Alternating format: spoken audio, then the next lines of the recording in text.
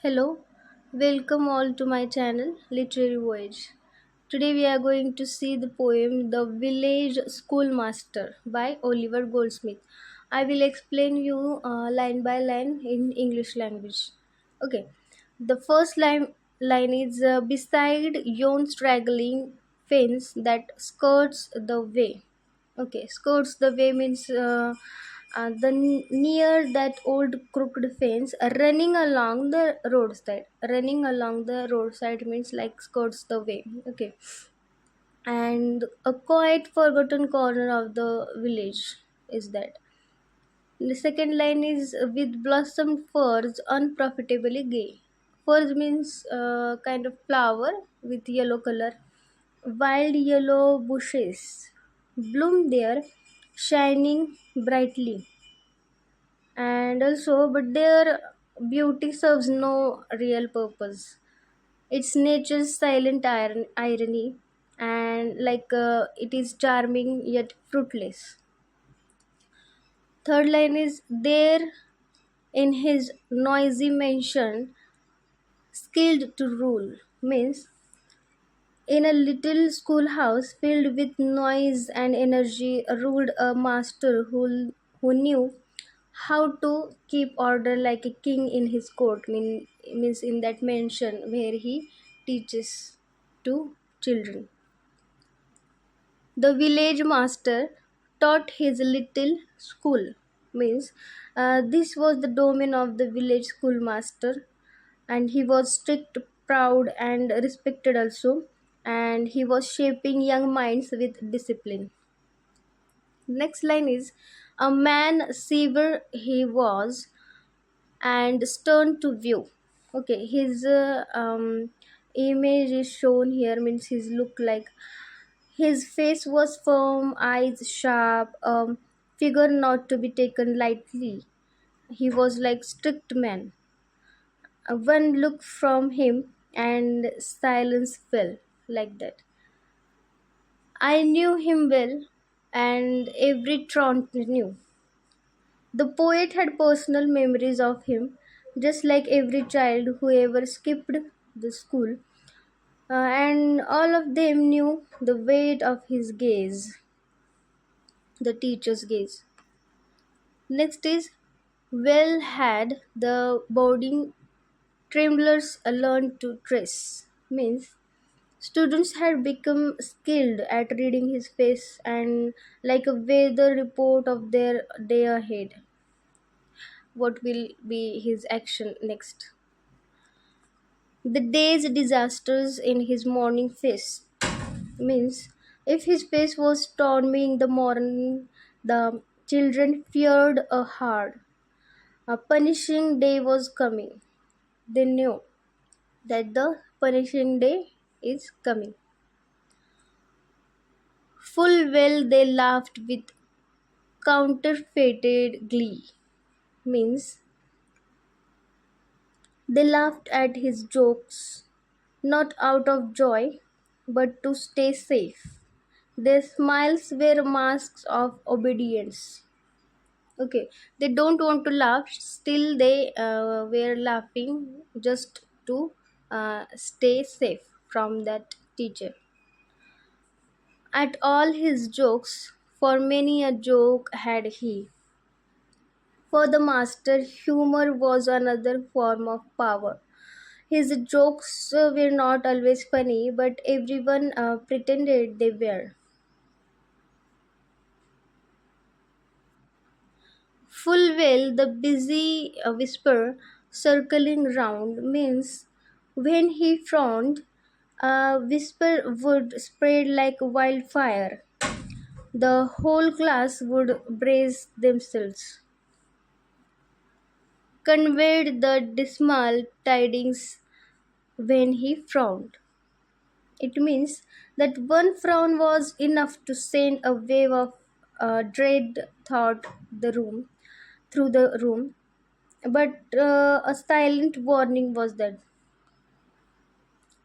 Yet he was kind, or if severe in aught, means, but behind the stern exterior was a man who cared.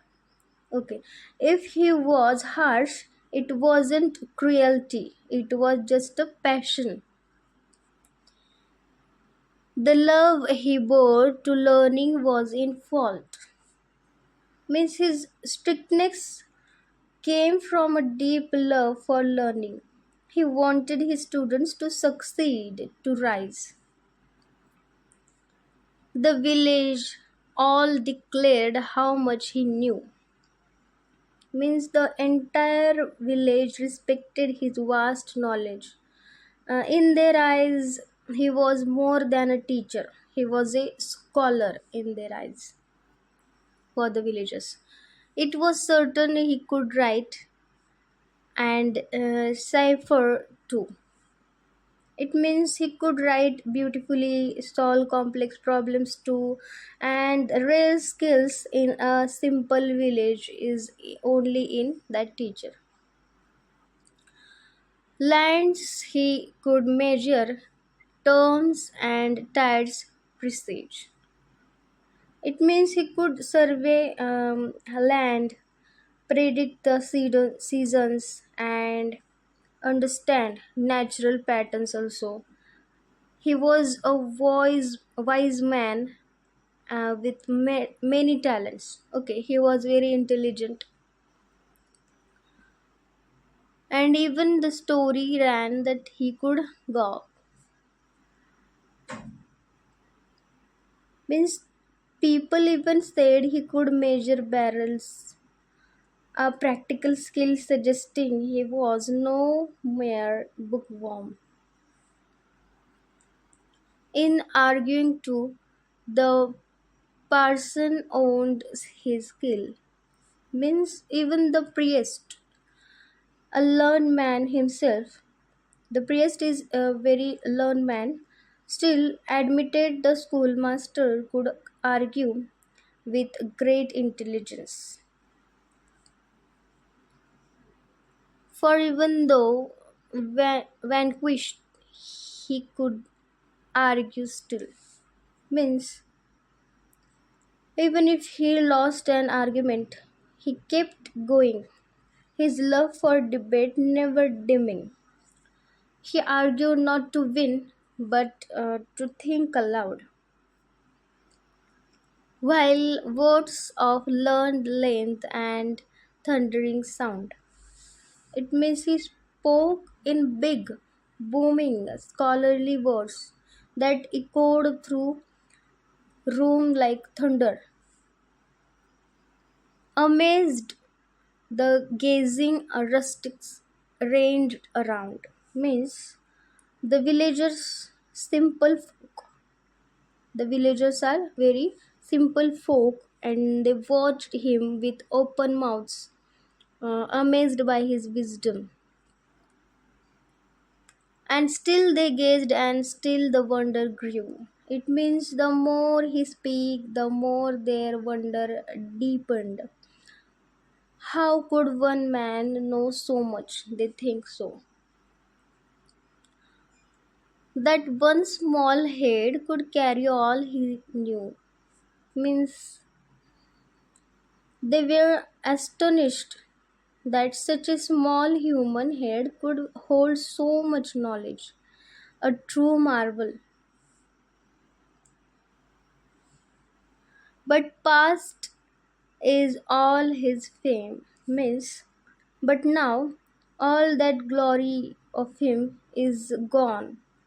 His fame, his pride, his school, just a memory for the villagers or the persons people live there. And the last line of our poem is the very spot where many a time he triumphed his forgot. Means even the very place where he once stood tall, where he taught and ruled, is forgotten now. Time was washed it all away. Okay, with this line our poem is finished and we will meet in next poem. Till then, bye and happy learning.